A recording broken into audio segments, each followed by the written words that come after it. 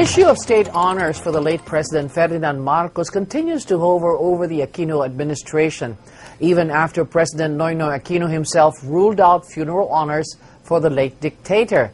Teddy Locsin Jr. shares with us his thoughts on how Malacanang is handling the issue in tonight's editorial.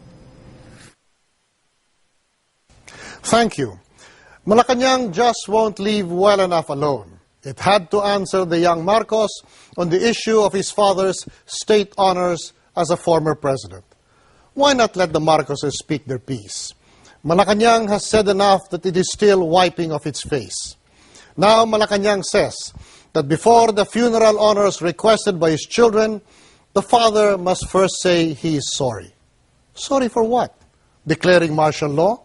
But that was constitutional according to the Supreme Court. Canceling democracy? That was done to effect reforms that the landlord-dominated Congress kept blocking, such as agrarian reform. Canceling the elections? Noynoy just did that, to effect political reforms in arm. Changing the Constitution?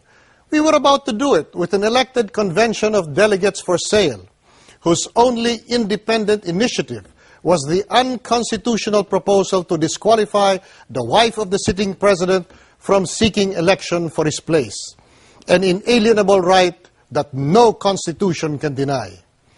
Getting an authoritarian constitution passed around with fried chicken and pancit, well, we still do that in every election. Rigging elections? Marcos never did that.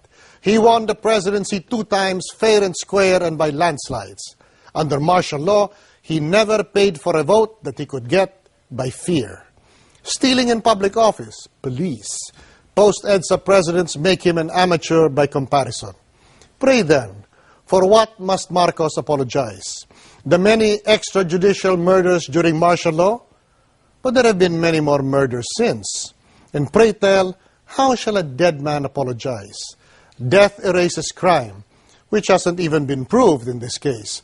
The Supreme Court validated everything he did, and the people ratified all his acts repeatedly, including the assassination of Ninoy Aquino, by returning 2/3 of the batasan to Marcos.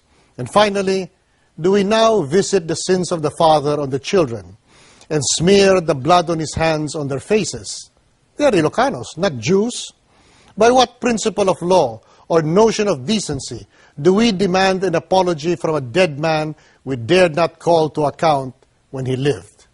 And finally, are we demanding the unnatural act of having children denounce their father to assuage their grief? What is this, a Greek tragedy?